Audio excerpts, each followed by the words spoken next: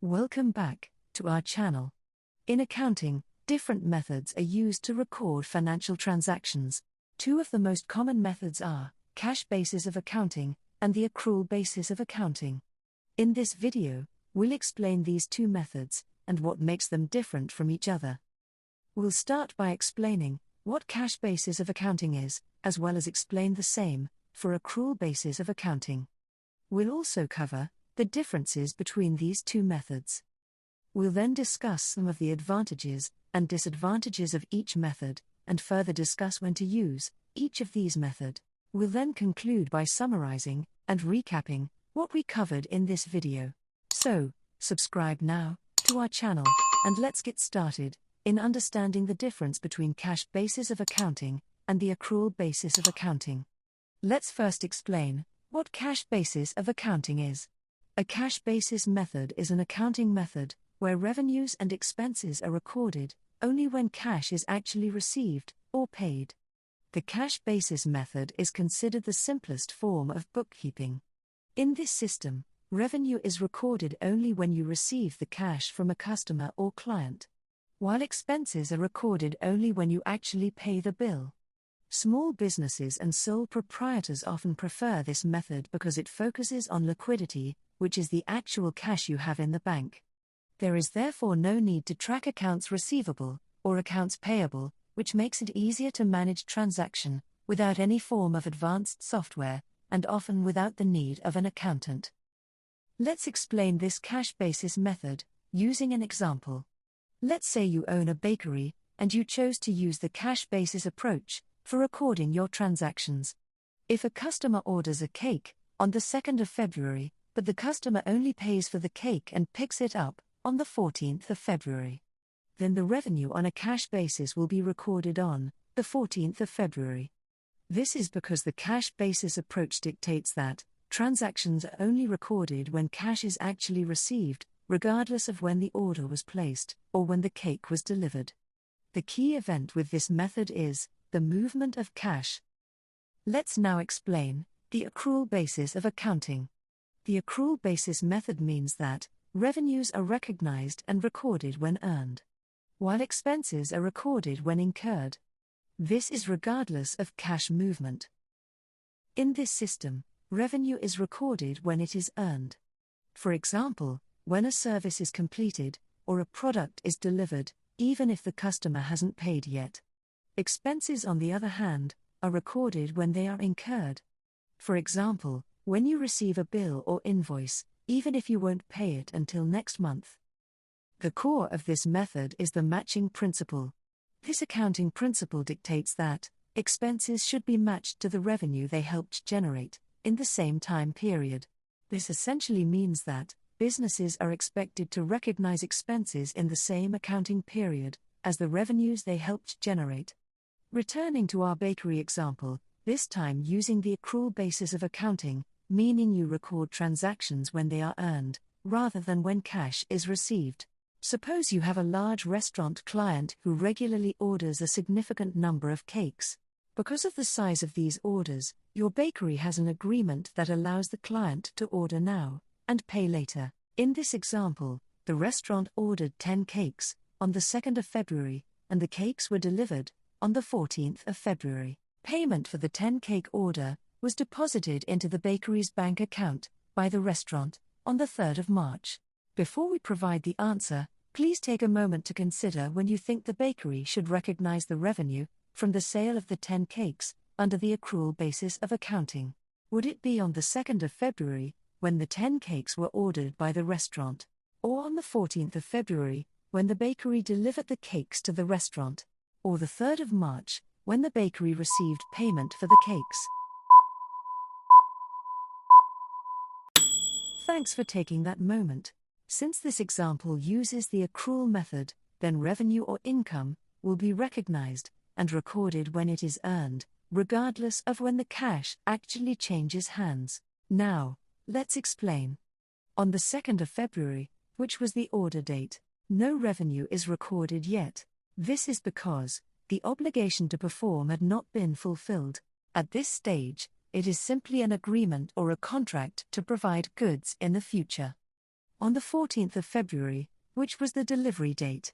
This is the date when the revenue is recorded. By delivering the 10 cakes, the bakery has fulfilled its obligation to the client, effectively earning the revenue, even though no money was received. On the 3rd of March, which was the payment date, the bakery records the receipt of cash. In the books, this involves debiting the cash or bank account and crediting the accounts receivable in order to clear the client's debt. No new revenue is recorded on this date.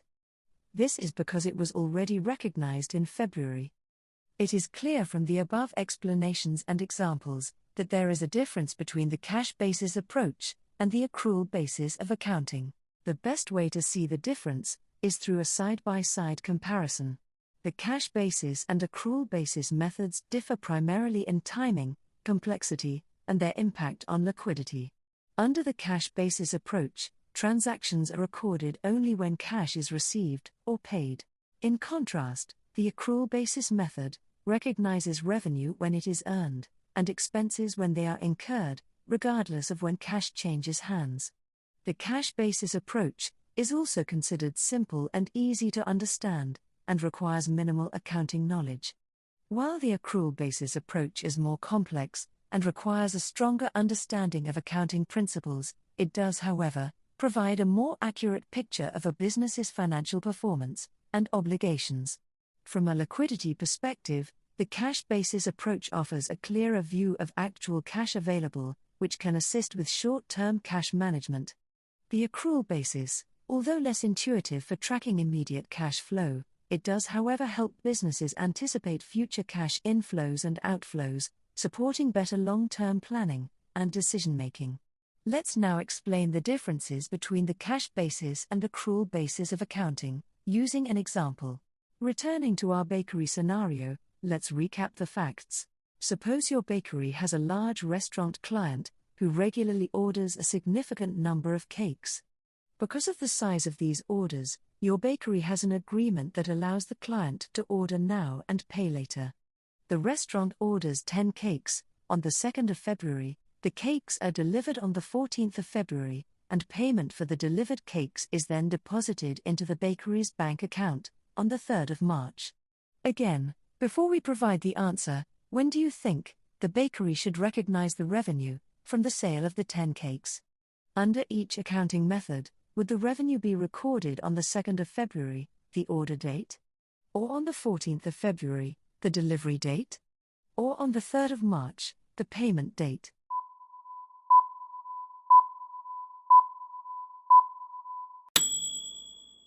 Using this example, the timing of revenue recognition differs, depending on whether the cash basis or accrual basis approach is applied.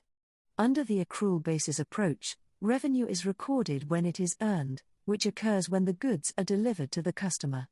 In this case, the bakery has fulfilled its obligation when the 10 cakes are delivered on the 14th of February. So, revenue would be recognized on that date, regardless of when payment is received. Under the cash basis method, revenue is recorded only when cash is actually received. Therefore, the bakery would recognize the revenue on the 3rd of March, when the payment is deposited into the bakery's bank account. The order date of the 2nd of February does not trigger revenue recognition under either method, as no goods have been delivered, and no cash has been received at that point.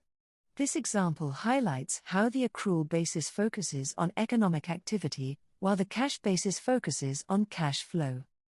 Before we proceed, we'd like to ensure that you have grasped the concepts of the cash basis and accrual basis of accounting. Let's try another example. Returning to the bakery scenario, suppose the bakery orders flour from a supplier on the 1st of February. The flour is delivered to the bakery on the 10th of February, and payment is made to the supplier on the 25th of March. Under the accrual basis of accounting, the cost of the flour is recorded when the expense is incurred, which occurs when the flour is delivered and available for use in the bakery. Therefore, the flour expense, or inventory purchase, would be recognized on the 10th of February, regardless of when payment is made. The order date of the 1st of February does not result in any accounting entry, as the bakery has not yet received the goods. Under the cash basis approach, the expense is recorded only when cash is paid. As a result, the flour purchase would be recognized on the 25th of March, when the bakery pays the supplier. Hopefully, these two examples help clarify the differences between the cash basis approach and the accrual basis method. But the big question is, which one of these methods should a business choose, the cash basis approach or the accrual basis accounting? Many small businesses begin with a cash basis approach. This is because of its simplicity. These small businesses often transition to the accrual basis as the business grows, carries inventory, and requires more formal financial reporting. However, many institutions around the world prescribe the use of the accrual basis once a business's average annual gross revenue exceeds a certain threshold. Choosing an appropriate method affects how the business views its profits, how much you pay in taxes, and how you manage your day-to-day operations. So, it is always advisable to consult an accountant or tax advisor to determine the most appropriate method for your specific situation, taking into account the specific needs of the business. Now that we have covered the concepts of the cash basis and accrual basis of accounting, and when each method should be used, we will now examine the advantages and disadvantages of each method, starting with the advantages of adopting a cash basis approach. The first benefit of using the cash basis approach is its simplicity and ease of use. There is no need to track accounts receivable or accounts payable. This makes bookkeeping more manageable for business owners who have no accounting background and can significantly reduce professional accounting fees. The cash basis approach also gives business owners a clear picture of cash on hand. This is because it mirrors the bank balance. Also, the amount of liquid cash is always clear. This is crucial for small business survival, as it helps prevent overdrafts and makes day-to-day financial decisions much clearer. Since income is not recorded until it is physically received, another advantage of using the cash basis method is that it may offer some tax benefits. This can be done by delaying receipt of payments. For example, by sending an invoice in late December, which is to be paid in January, in order to postpone the associated tax liability to the next tax period. Now let's take a look at the disadvantages of using a cash basis approach. One disadvantage of using the cash basis approach is that it can distort true financial performance. For example, if a large project is completed in March, but payment is not received until April, March may appear unprofitable despite the work performed, while April may appear abnormally profitable. This makes it difficult to accurately gauge which months or projects were actually successful. Another disadvantage of the cash basis method is that it often ignores future obligations and expected income. The business books may show a healthy cash balance, but this does not account for large upcoming expenses, such as rent that is due next week, or payments for outstanding invoices from clients to be received only at month end. This can lead to a false sense of security and poor financial planning. Due to its limitations in presenting financial reality, the use of the cash basis method is legally restricted. In many countries, large businesses are generally prohibited from using the cash basis approach. The method is also non-compliant with generally accepted accounting principles, meaning businesses that are legally required to undergo audits cannot use the cash basis method. In summary, the cash basis method is simple and easy to use, making it well suited for small businesses. Transactions are recorded only when cash is received or paid, providing a clear view of available cash and potential tax benefits, since income is not taxed until received. However, this method can distort profitability, offers limited insight into future obligations or income, and is generally unsuitable for large businesses. In many countries, companies with revenues above a certain threshold are legally required to use the accrual basis instead. Now, let's shift our focus to the advantages and disadvantages of using the accrual basis of accounting. One advantage of the accrual method is that it provides a realistic picture of business performance over time by matching expenses to revenue. Revenue is recorded alongside the expenses incurred and in the same accounting period. This eliminates distortions caused by payment timing, offering an accurate view of profitability and operational efficiency for each reporting period.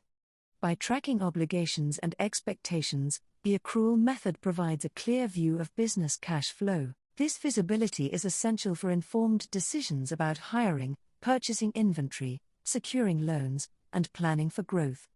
Another advantage of the accrual method is that it is the accounting method required by generally accepted accounting principles. Businesses needing audited financial statements must therefore use this method. It serves as the universal language of business finance, providing comparability and transparency that builds trust with external parties. The accrual basis approach has some disadvantages. One of them is that implementing accrual accounting requires diligent, ongoing record-keeping of receivables, payables, prepaid expenses, and accrued liabilities. This often requires dedicated bookkeeping, specialized accounting software, and professional accounting support, thus increasing operational overheads.